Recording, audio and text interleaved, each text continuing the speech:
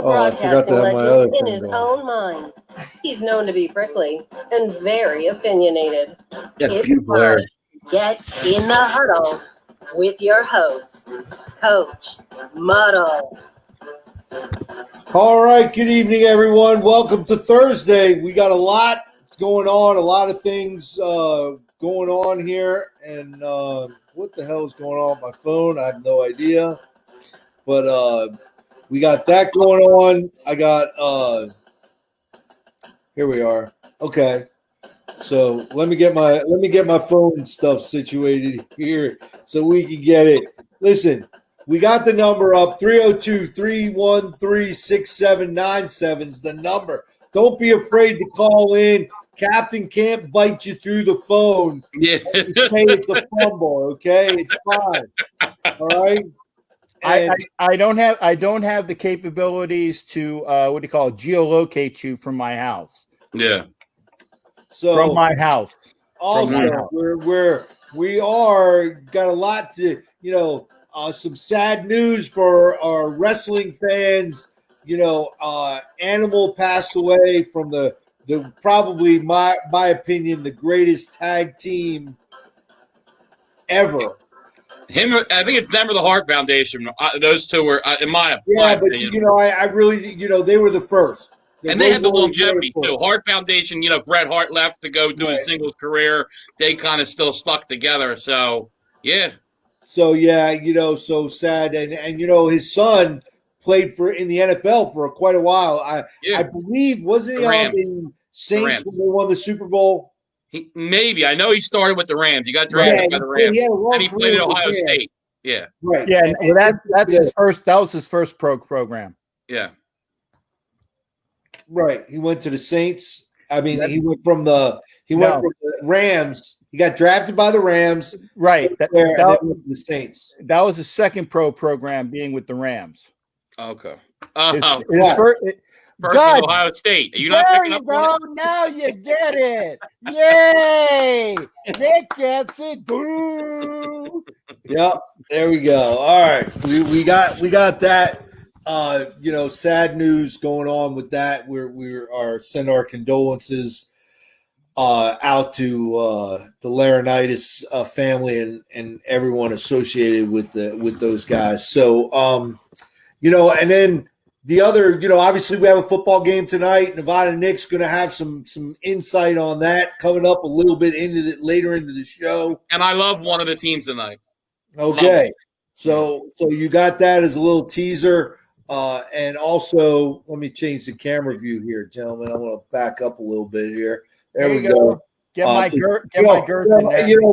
Being I have that Sicilian. I can't talk without moving my hands. It's just the way it is. So, the other thing I wanted to get into, Deion Sanders.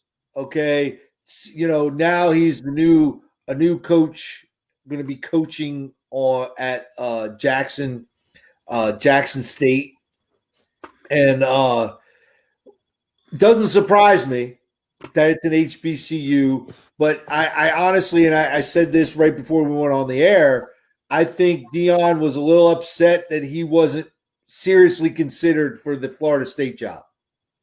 I think his name was tossed out there, and they didn't give him serious enough consideration. And I think this is a stepping stone for him he is going to be the next coach at Florida State because they are kind of trigger happy there. I mean, let's face it. They soon as Jimbo Fisher to me, kind of bullied his way into pushing Bobby Bowden out and taking over that. And all he did was win with Bobby Bowden's guys. He never really developed. No, that was way after Bowden was gone, Coach. He got Jameis Winston, but you're wrong. I mean, that was way after he was gone. I'm not wrong. It wasn't Bobby Bowden's guys. Bobby Bowden left years before. Yeah, you are. I'm not wrong. Okay, what has he done at Texas A&M? He hasn't done shit over there. He's on the hot seat. He's about to get fired at Texas A&M. So don't tell me. You said he was Bowden's guys. Bowden's last year was 2003. Yeah. So how does he win with Bowden's guys? He won the national championship with Winston when? What was it, 2013 or something like that? Yeah, and if I may, Okay, because I heard the friggin' battle axes being grinded over there. Okay, coaching record, and it says right here, 8 years at Florida State, first year 2010. Okay, so he succeeded Bobby Bowden. So you're a little off there on how long. 2013. That's still his guy. It's 3 years. You still have Bowden's recruits in there. Barely, coach. Barely, like you said. Those are technically no, because you would have to have had the recruits from 2009. So they were basically, all of his guys were gone in 2013 when they won the championship. Okay. So in 13, when they won the BCS championship, that would have been the very last year of the recruits that Bobby Bowden had. Okay. So he won with Bowden's guys. Now, he didn't do anything really after that. He won the Orange Bowl in 2016, preceding that. After their championship game, he lost in the Rose Bowl and he lost in the Peach Bowl.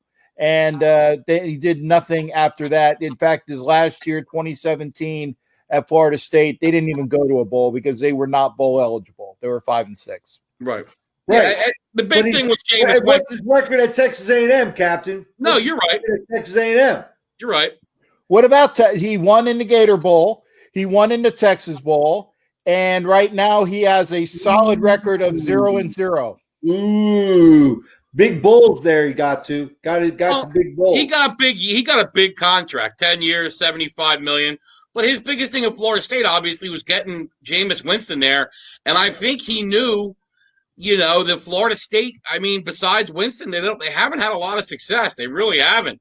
Man, go ahead, Nick. Finish. Yeah, I mean, you haven't had a lot of success. And none of those schools really have, except for the Gators. I mean, Miami really hasn't had success all the way going back to, like early 2000s when Larry Coker was there and they had that nice run, until obviously they got kind of dethroned there by Ohio State.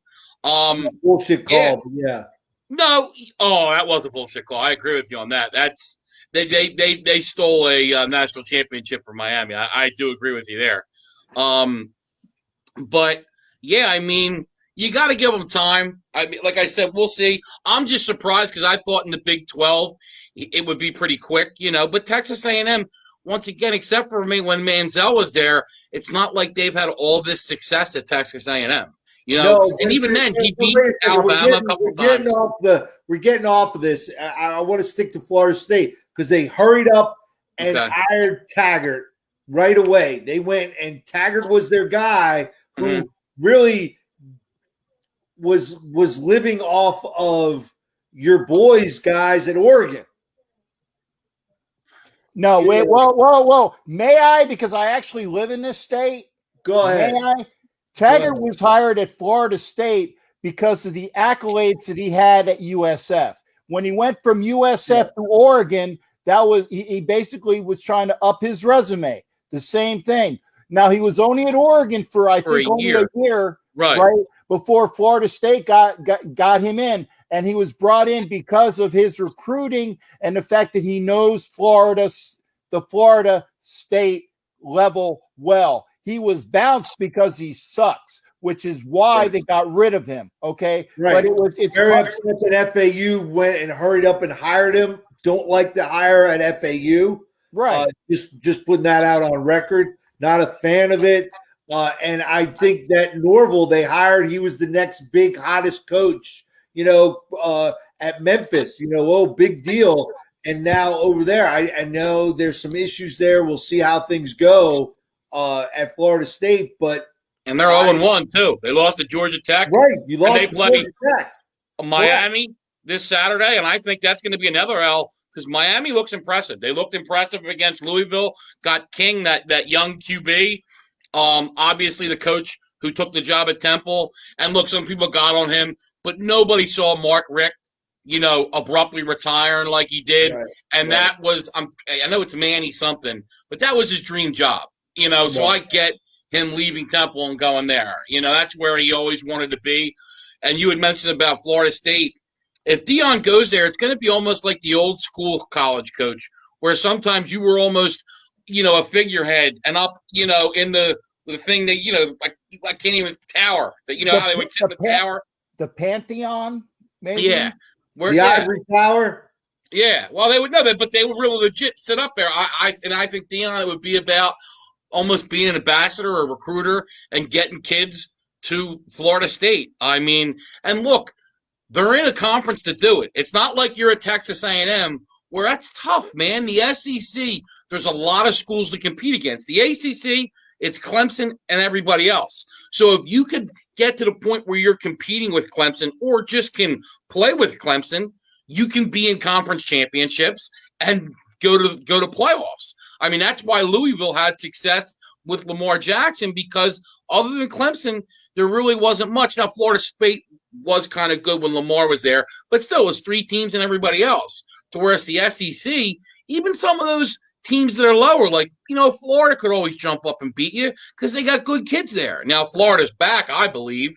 But, I mean, you look, LSU, Auburn, Florida, Tennessee, Alabama, there's a ton of teams, man. Georgia. I mean, it's a lot of teams in the Big 12, and I think that's been Jimbo's problem. Before, he was at FSU, and you basically need to beat Clemson or Louisville, and that's it. So you're looking at 2 teams that are like, whoa, to whereas now you're in the Big 12 against schools that are competing. He's in the SEC. I mean, Big 12 SEC, that's what I meant.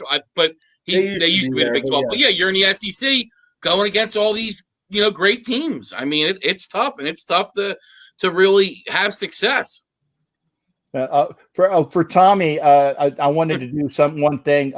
The armchair coach wanted to make sure that you saw this. The armchair coach that you accused me of being the other day, Coach Levy, Dragons football. Anyway, like I said, you need to have your resume. Now, when I'm the coach of the Raiders, I'll have on my resume that I was the coach, with the Alconbury Dragons back in '97. But in order to get there, I'm probably going to have to take a AFL team or an indoor team. Then I'll jump in and do that. And to segue this back to what we were talking about, Deion needed to have on his resume a school, which is why he's going to go to Jackson State. He's talking all the talk about, bringing in the top recruits. And Coach, you were saying it's all lip service, but yeah, you got to say the proper lip service to get at least folks interested in getting that program out. But it will wear off pretty quickly. And I just think because the HBCUs can't provide the, when you go to Alabama, you're a football player, you're living in Bear Bryant Hall, which is kind of like staying at the, Taj Mahal of dorms with your own, and HBCU just doesn't have the funds to do something like that. Nor the exposure either, right? TV and that's or anything like that. That's the other thing. But and again, I've coached at that level. I know that level. If you're an NFL scout, you are coming to that school regardless. You're coming in, you're watching practice, and you are talking. You are not every school in this day and age, the way it works, it doesn't matter, okay, where you go to school. They will find you, okay? Yeah. They will find you. So that's not – it's about you as a – do you want – I want to be on TV. And a lot of kids want to be on TV on Saturdays. They're used to – Of course they do. Florida, they want to play in the pros. They're on TV in Florida on Fridays, so they want to be on TV on Saturdays as well. So that's another thing, to look at. So and another thing you're overlooking, Coach, does Deion want to put the work in? The work is being a college coach. That's a lot of work, and I don't know that Deion is going to want to do that. And we have even just coaching and preparing your team, and then let's talk about recruiting, where you got to, you get done the season and you're hopping right on a plane to go see that kid in whatever town you want to name that you want to bring to your team. And like you said, there's another thing that goes into funding. Those schools don't have the private jets of boosters, and you know what I mean? Now, look, it's a lot easier nowadays. You can pick up the phone, social media, whatever it may be, but you also got to be careful what you do, because the NCAA you look at some kid the wrong way and you got a violation. You know what I mean? Right. Yeah. Absolutely. You gotta go and deal with that. But also, the same thing, are you really gonna go to Florida or out to California to recruit kids? And that was always my thing at Dell State, where if you put a pin in Dell State and drew a circle around it, the plethora of talent, you didn't need to go to Florida. You had the Virginia Beach, that area from New York to Virginia Beach. You have a plethora of talent, New York, New Jersey, Philadelphia area, the DC area, down to Virginia Beach, a plethora of talent. When you're on a budget, you need to take that talent and turn it, because you don't have the budget to pay for a coach to go out and fly out to California and get a rental car and live in a hotel for 2 weeks and do the whole gamut. You just don't. It's just not in the budget. So we'll see. We'll see how it works out for him. Yeah. Like I said, I don't know. And you got to have success too. The other thing now is the HBCUs have decided not to go to the playoffs. And they do that HBCU bowl at the end of the season, where the MEAC plays the SWAC at the end, the champions, and I really honestly don't. I'm not a fan of that. I mean, if you want to get yourself out there, you know the old saying, you want to be the best, you got to beat the best, and no one cares about that game. I'm sorry, no one cares about it. Right. And so you got to go in the playoffs, and you're going to need to make some noise now, because 3 years ago, North Carolina A&T had a top 5 team in the country. They could have went to the playoffs and made some noise. Instead, they went and went to that stupid bowl game and beat up on a Grambling team that was horrible. It wasn't even fun to watch. So, I don't know. Yeah. And like I said, that's a problem too, because I never even knew about any of that. So not to be, but that's the exact issue. But now on to the Phillies, if you don't mind. They scored some runs last night, finally, and they won. Now we got no special guests on Jerry Springer tonight. Yeah. So the Marlins, no pregnancy test, no nothing tonight. Yeah, no, none of that. But but it was a fumble. Yeah. The Phillies, Captain, you're never going to live that down, Captain. Difficulty here. Fuck you. Go. Anyway, when we get off to the next show or the next subject with Nick, I actually did a little bit of homework. Yeah, I did too. And that's what I was going to get into. I think that their chance is going to be getting second place. Yeah. But I think getting a wild card is going to be tough. But Marlins play tonight against Atlanta. Play tonight. Phillies are off today. Right. They're half a game back. So if the Marlins lose tonight, which I hope they do, obviously, then they're tied. Marlins got the Yankees. Phillies got Tampa Bay. Right. So you got to kind of hope. But I don't know what happens, obviously, then if they both go 2 of 3 or something or whatever. Phillies definitely, they should be looking for the sweep. They definitely need to win 2. But I really think you want to win 3. Going to be tough against Tampa Bay, but I guess then they'd have to play a 1-game playoff.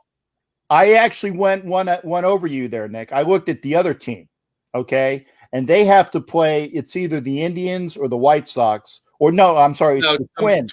Twins, Twins. The Reds and the Brewers, okay. Right. So I went up to the next team that would be I checked them too, and it said, okay, the Twins. So again, that team playing the Twins, I think might lose a lot in comparison to what the Phillies and the Marlins have to do. So basically, if you look at those 3 teams, Reds, Phillies, and then Marlins, like I said, I agree with you. The Phillies got to be in second place. They got to be in second place, and if they're not, then they're SOL. But with the Twins and the Yankees and the Rays, it's not going to be a cakewalk for any of these last 3 teams to get into the playoffs. And see, Captain, the reason I was saying too with the Reds and The Brewers, the Phillies, it's kind of weird. So they're tied pretty much. The Reds, the Giants are 28-27. The Phillies are 28-29. So they're a game back of both of them. So they're kind of, and like I said, the Giants, I believe, I don't know if that ended. Okay, the Giants are now losing. So that is big news. They were winning 3-0. The Giants are now losing.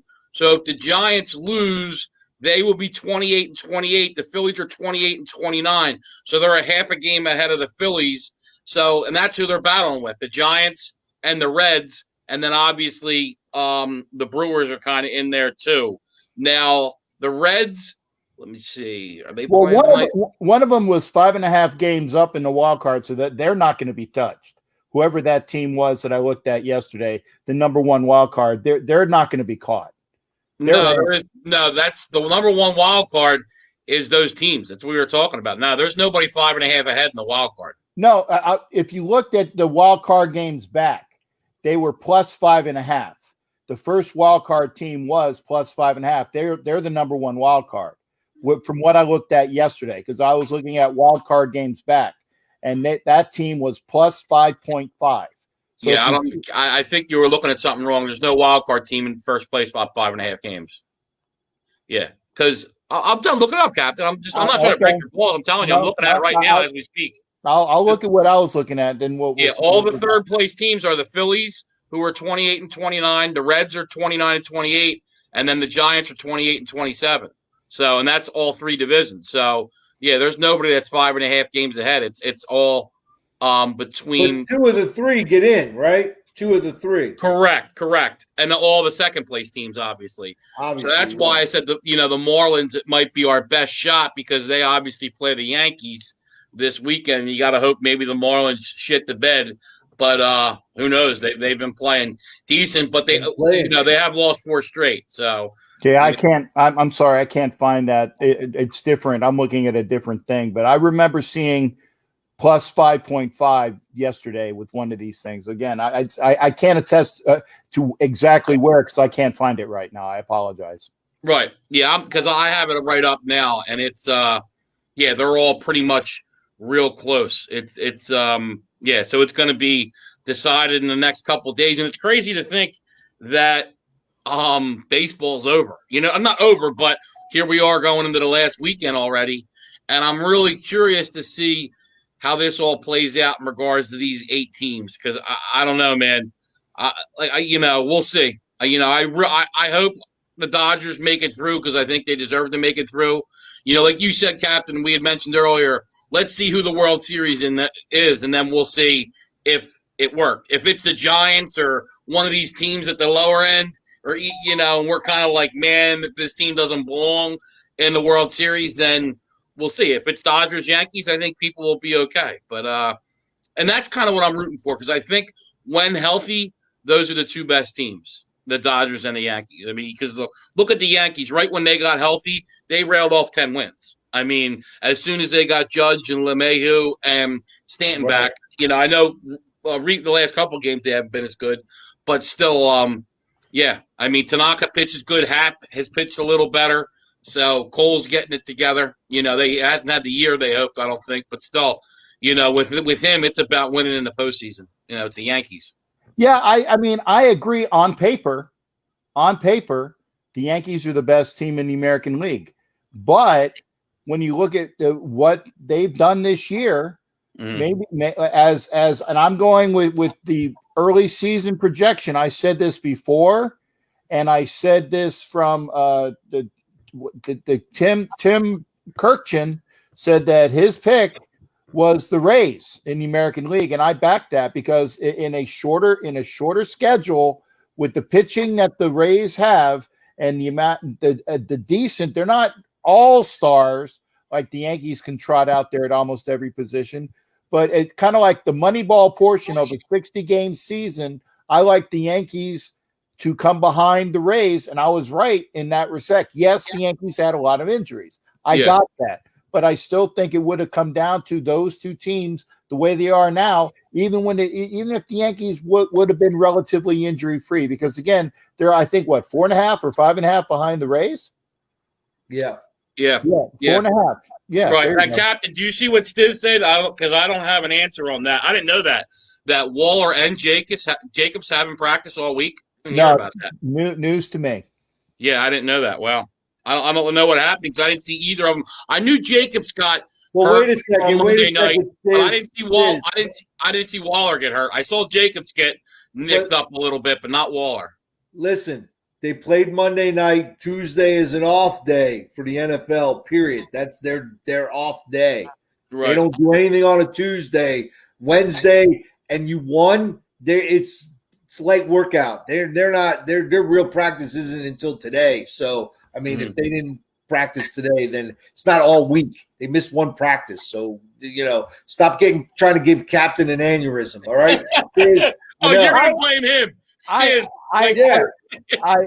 I took that all in stride. My blood pressure didn't even go up. But he can't take the fumble in stride. He can't.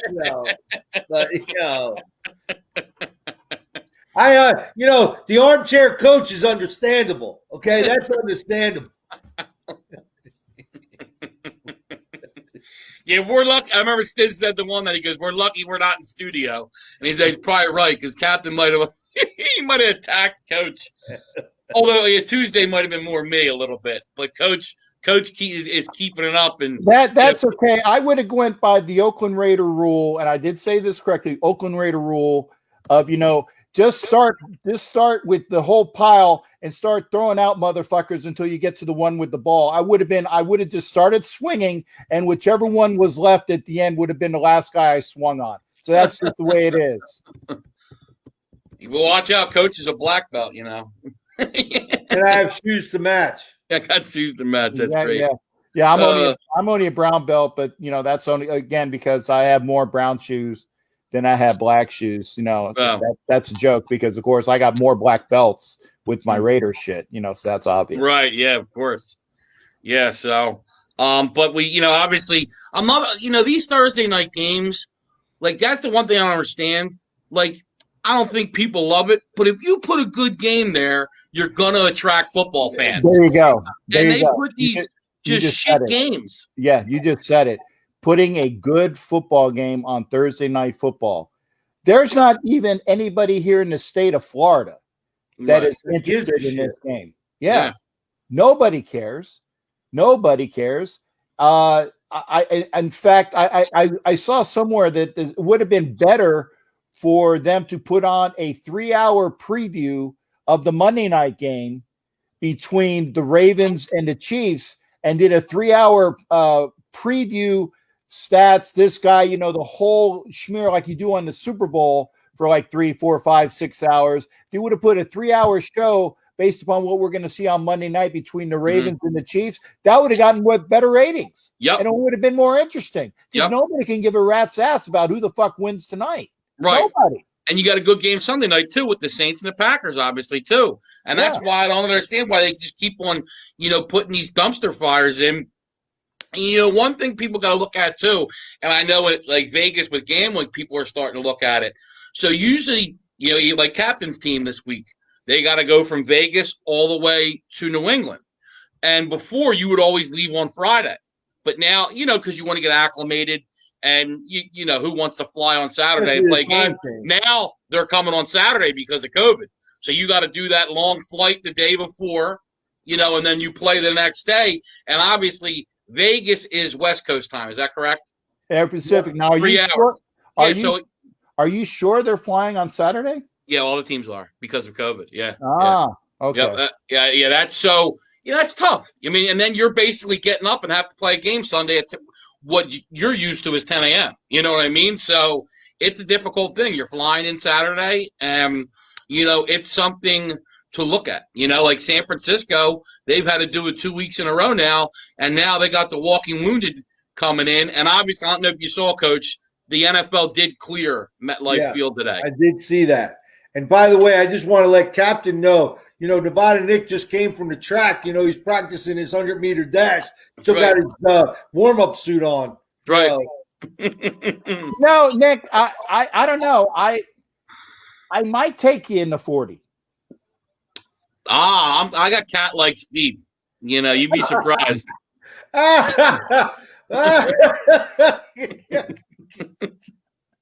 You'd be surprised. Not a cat like a caterpillar. It's you mean short for caterpillar? Is that what it is? No, it's for a caterpillar. For what? Or caterwauling? Yeah. Maybe caterwauling speed. You'd be surprised, man. My 5-yard dash is really impressive.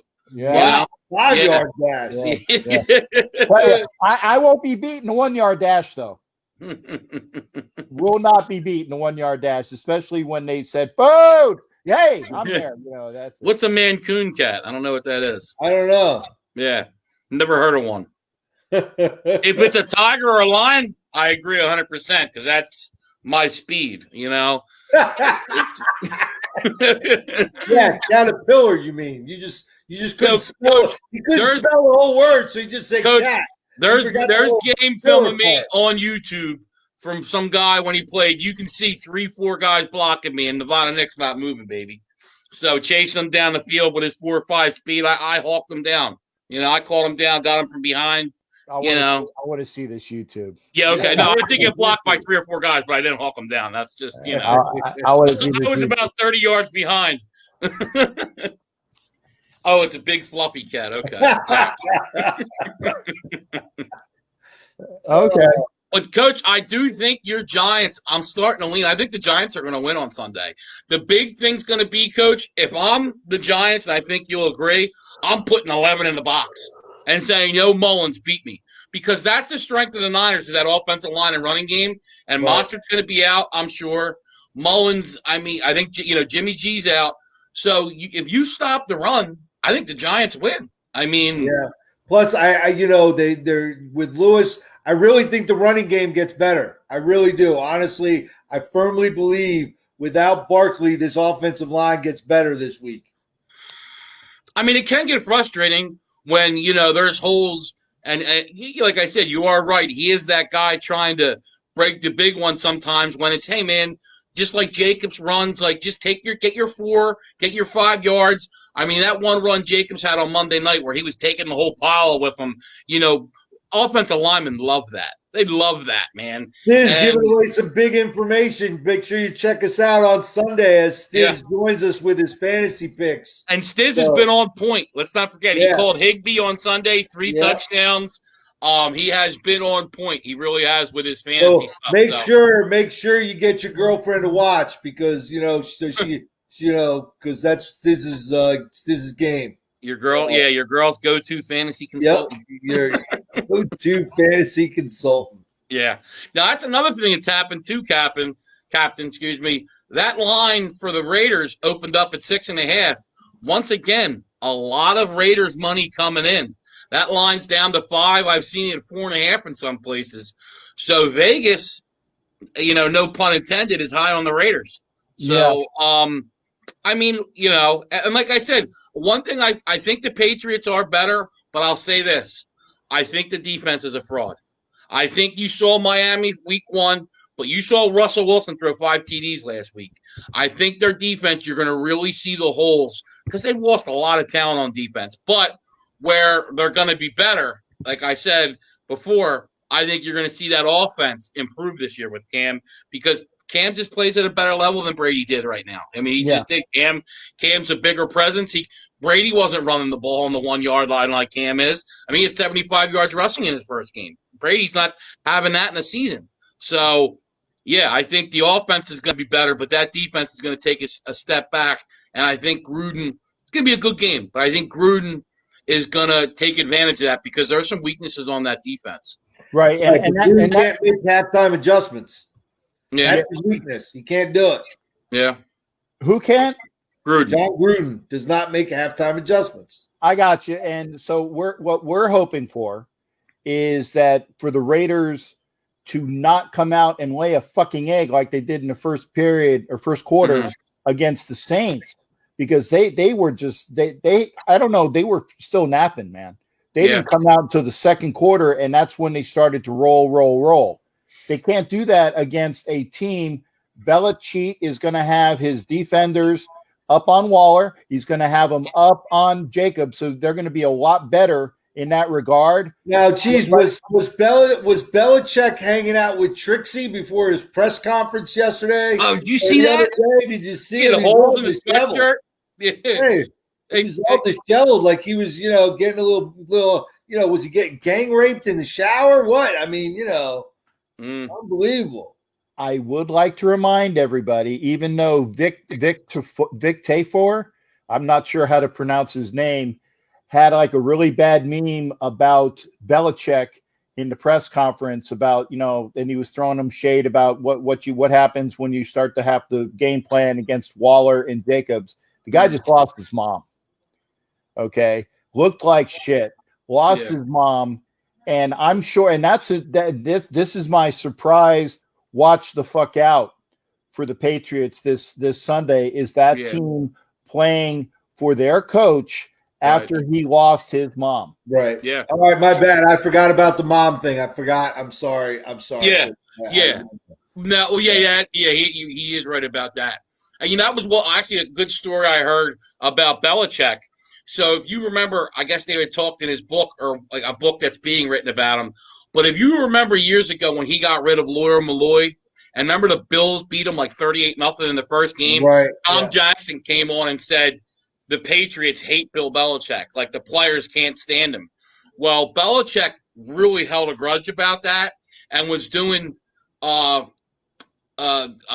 they had game day there or something for football, and basically Berman is cool with Belichick and said, "Oh, can you come on set?" Because he didn't want to be around Tom Jackson.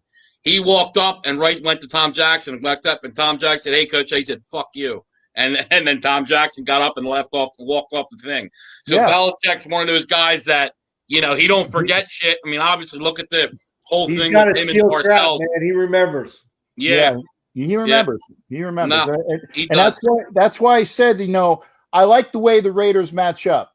Yeah, but it's a tough one. It's going to be a tough game when you throw in going back to the East Coast, and I'm not doing the East Coast excuse shit because they just did it when they beat the Panthers, but the Panthers are a superiorly inferior team in comparison. Correct. In comparison, okay? Right. And Belichick is a superior coach that knows how to coach that defense, even though they might have some derelicts and drunks and anybody that can get out of the stands in order to fill out that defense. Right. They're going to be prepared to play that Raiders offense. It's going to be up to Gruden to figure out how to score points on that defense. Yep. All right, and let's stay in the AFC East because today, Coach, real quick, I want to say too. Plus, this is that kind of week. You're coming off that high after your big first win at home. It's kind of that letdown kind of. It looks like that. Well, we'll see what happens. Go ahead, Coach. Sorry about that. Well, today, I'm assuming it was more than a couple of hundred Jet fans were picketing outside Florham Park, which is the training facility for the Jets, right, to fire Adam Gase. And hey, more power to him. You go, man. And I tried to text a friend of the program, Frankie P, but he was in the middle of the protests and stuff there at Florham Park. So hopefully next week he'll be able to call in and give us an update on what's going on up there. Yeah, that's a train wreck, man. And I actually think that's going to happen this season. They're not going to wait. Yeah. They're not going to wait. I don't know if you are the Saints or Detroit or Minnesota, more Minnesota and the Saints. Do you pick up Sam Darnold as your quarterback? Yeah, but the Jets going to give up on him? Well, if you have number one, if you're bringing in a new coach, this is going to be Darnold's third coach. Yeah. Why not just take Trevor Lawrence if you got the number one pick? No, you're right. Well, they got a lot of picks, though, too. Let's not forget all the stuff they got for Jamal Adams. Right. So I know that'll be in the back part of the first round, but still, they got a lot of capital. I don't know. I mean, that's going to be up to the new coach and Joe Douglas, obviously. But we called it last year, Coach. They had that nice little, run in December. but they needed to get rid of him. We could see it, and the same thing in the Falcons. Right. Look at them now, too. 0-2, and you got 2 lame duck coaches, basically. So you've wasted a year now where you could have put your team into a new program and at least had some optimism. There's talent because you did go out this year. They went out. They addressed the offensive line. They got Becton. Yeah. And they got Mims, the kid from Baylor who fell to them, who was a first-round talent who fell into the second round. Right. You know, obviously he got hurt. The biggest knock on the Becton kid is, you know, he's lazy. He's lazy, and you know a lot of big guys are lazy. Look at you guys. I mean, you know, you get a little lazy, you get too many tasty cakes. You know, you sit back and eat the tasty cakes. That's what happens. Like I said before, Coach, I'll line up against your ass any day of the week. You call me lazy when we're doing that, Coach. And we'll see what happens after your ass is on the ground and I fucking pancake block your ass. Yeah, and you know what? Let me add him first.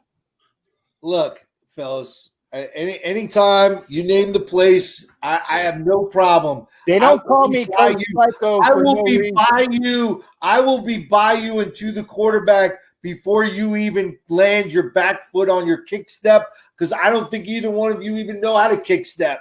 You'll be so flat-footed, and I will be by you that you won't even know what happened. Get the fuck out of here. Coach is dreaming again. Coach is dreaming again. He thinks he's in 1978 when he was playing again. Anyway, it was not 78, it was 88. Thank you. And Stiz, that's what you do. You'd have to videotape because that's when his ass was playing. Might have been on back when they had the things. What was this? What do they call them? Called reel. It's the real. Yeah, that's what it was when Coach played. Yeah, it was on a reel. Real, because you know I used to deliver real film to Bill Belichick back in the 80s. So bullshit. Sorry, I got a cough, man. I got a little scratchy throat. Sorry about that. Yeah, I'm sure. I'll go you one better. Let's go Animal House. Blow jump. Yeah. Blow jump. Oh, sorry. Sorry. I'm kicking my neck, you know. All right. Fine. What he didn't tell us, it was Belichick's son. That's yeah. Well, I don't even think Belichick's son was born then or whatever. No, yeah. He's the I think outside linebackers coach. No, he's the DB coach. He's the DB coach now. No, it's outside linebackers. I just saw it on the other night. Look it up. All right, I'll look it up. Well, yeah, he is. He's the outside linebackers coach. Well, you guys argue for it. But he was calling the plays, and I believe it looked like. So I'm sure he's going to have. But, you know, that's a family right there because Belichick's dad was a football coach, too. So didn't he coach at Navy or was it Navy? No, yeah, it might be Navy. Dad coached at Navy, yes. Right. Steve Belichick, current outside linebackers coach. Am I always right or am I always right? That's Stephen Belichick. Now, there's Brian. Let's see what it says about him. Don't really say because but Steven's the outside linebackers coach. Brian is the current safeties coach. Yeah, that's the one I was thinking about. Thank you. Yeah. So we're both right. Actually, I didn't know that. Okay. Yeah. I didn't know he had two sons coaching. I really didn't. Yeah. So you guys are both wrong. I said outside linebackers coach. That's spot on. You're both wrong because you would have said, well, he has two sons. And one of them is the outside linebackers coach, and the other one is the safeties coach. I said one. You know, I had the one I was thinking about, the one who calls the plays. That's the one I was talking about because they showed him on the game calling the plays on Sunday night against the Seahawks. Yeah, they did. They did have it, and it showed up. It said Bill Belichick's son, Coach Mullet. So that's probably the one you were talking about. Exactly, and he does have a fuck. He has a Joe Dirt mullet. He really does. Yeah. Now, Coach, you mind if I get into my picks quick, or? Well, wait a second now. Let's see.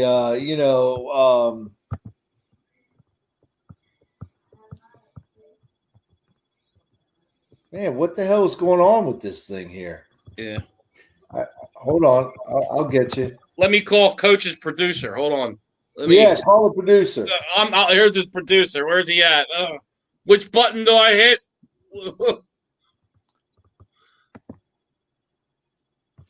Man, unbelievable this stuff here. Hey, it's Nevada Nick. I win money. You win money. Even the coach wins money. Yeah, baby. When you're in the huddle with Coach Muddle. All right, so I'm going to start off, obviously, I'll start off with the NBA. I like the Lakers tonight. It's 2-1. They don't want the Nuggets going, getting 2-2. Although the Nuggets, heck, the last two series, they've been down 3-1. Maybe this is what they're looking to do is get 3-1 and then win all three games. I don't think you want to do that against two great players like LeBron James and Anthony Davis. But I think both those guys are going to try to take over tonight. They took over in spurts the other night. They both got on runs, but I think tonight you're going to see them very motivated to get up 3-1 and get out of this series because you look, Miami looks good, man. And, obviously the NBA world was hoping for Celtics, Lakers. I don't think that's going to happen now. But I can tell you this, they definitely don't want Nuggets Heat. They want to see the Lakers make it and play the Heat. Still two big markets, at least, in Miami and L.A. But I like the Lakers tonight. -6. I think they win. And then in the football game, I love the Dolphins tonight. Love them. I think they've played two tough opponents in the Patriots and the Bills. They've hung with them. Now, the Jaguars have surprised people, too. They beat the Colts in week 1. They gave Tennessee a heck of a game last week. But as Stiz told me earlier, DJ Chark is out tonight for the Jaguars. He's the number 1 receiver. Dolphins are getting 3 points, so they're getting a field goal. I love the Dolphins tonight. Love them. I think they win the game outright. Honestly, I wish the Dolphins would go to Tua. I don't get Fitzpatrick. I think Tua is probably better right now than Fitzpatrick is, just because of the fact of his athletic ability, roll him out. Look at Herbert last week. You can't tell me Tyrod Taylor is better for that team than Justin Herbert. You can't. I understand he's got the veteran savvy and all, and we didn't talk about that last night, Coach. You about the team doctor with the Chargers? Yeah, we didn't talk about that either. Or something, but we'll get to that real quick after. But yeah, I love my Miami Dolphins tonight. Take the Dolphins. I love them. Take the field goal. If you really want to, you can go money line, but I'm going to take the field goal because money line was like plus 140. So you're better off just taking the field goal, getting your $100, taking the 3 points just in case they lose by a point or two or do lose by a field goal, and then you push. So take the Dolphins, take the Lakers. Like I said, love the Dolphins tonight. I was going to say, were you commenting in Braille, Coach? No. Because 2 of your comments didn't have anything on them. So that's why I was saying you. Because I posted up a meme and the meme didn't show. What's a meme? What was the meme though? It was a fat guy on a treadmill, and I said it's Nevada Nick training for my when I blow by him, doing the pass rush. Oh, a fat guy, huh? There we go. I'm not captain, Coach. You're whatever, Coach. Yep. Yeah. Well, so now back into the Chargers. How about that story though? That's crazy. Now, Lynn says they're giving him the job back. I think he's doing that because Tyrod's liked in the locker room. You don't want to get a division in the locker room. I know Captain had mentioned, too, maybe for some, financial reasons of lawsuits or whatever. But, he lost his starting job. Okay, but listen. Here's the thing. It is that I looked it up. That is something that can happen when you take a shot like that. Okay. So you sign off on it. That's like a side that can happen. So you're kind of protected, but it's a shitty thing that happened and you lose your starting job that way. Because let me tell you, if the kid keeps playing like the way he has, he's not seeing the field again. He's got a Billy sighting. Did you see it? Yeah, I saw Billy sighting. Yeah, talking about my Gruden grinders. Yeah. I guess he saw the video from the other night. Hey, Billy, was it a fumble or not? He's talking about the Renfro play. I don't know if Billy saw it or not. Reacquire the ball. Reacquire the ball. Leg touch it. But once it gets loose, it's getting loose. He didn't. No. That's where you're wrong. Listen. if it's going loose and you reacquire it before your leg goes down, it's kind of like when you make a catch on the sideline and you bring it in before you touch that second toe, you reacquire it. That's like 100 to 1 now. One guy saying it's not what they show in training for officials on a textbook fumble. Yeah. Catch, 2 steps, football move, ball comes out. It's a fumble. Right. Reacquire the ball. You said resecure. Reacquire, resecure. But by definition, if you reacquire, you had already acquired it. You've already acquired it. Yeah. So.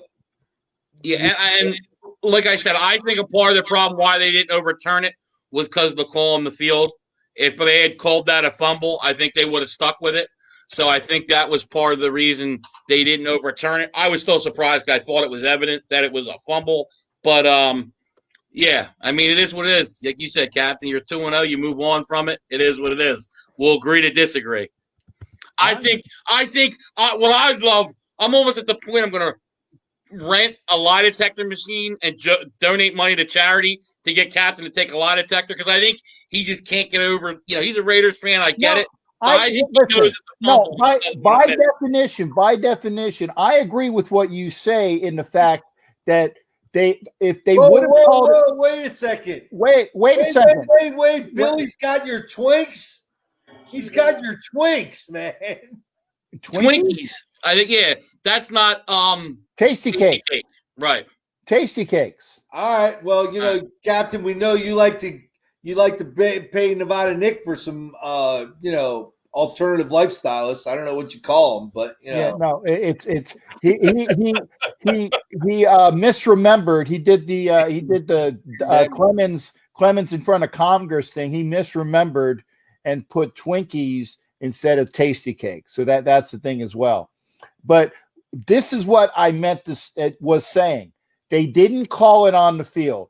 Had they called it on the field, I could have lived with it because, in my estimation, it wasn't a fumble. Had they called it on the field, then they would have called it on the field. I would have disagreed with it, but they didn't have anything to overturn it. That's exactly what I'm saying. In my estimation, he reacquired the fucking ball for the fucking coach. Yeah, I got Captain. We're gonna have to get I want to get something we can all because I sent it to Coach.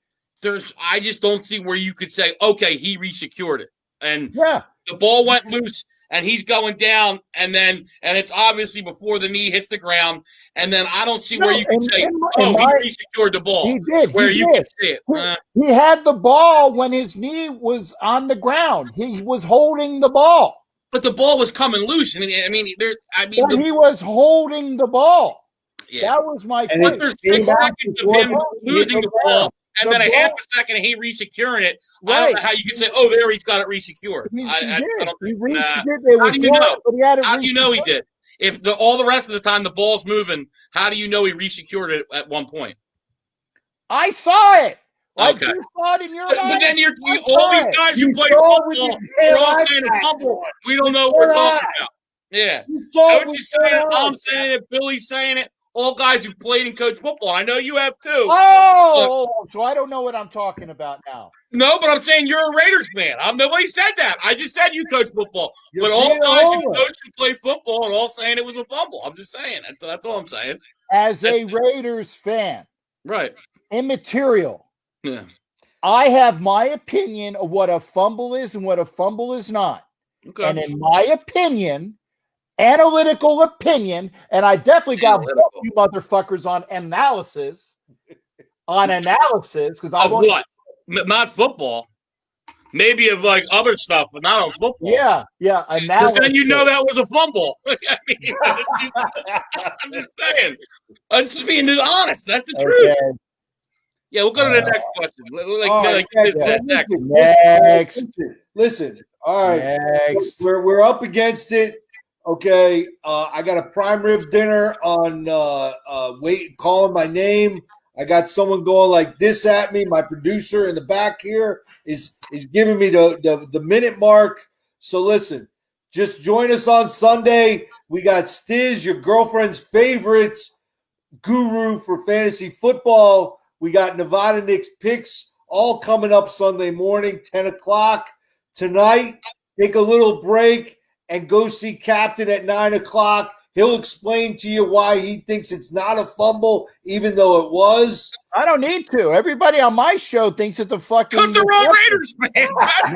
Not everybody. Come on. Hey, like you can't get a more standing freaking. Oh, so you're saying everybody on my show is a Raiders fan? Well, Ken is a Raiders fan. He even said it was a fumble yesterday. Okay, no. So that's 4 of 5. The question is, you're saying everybody on my show is a Raiders fan?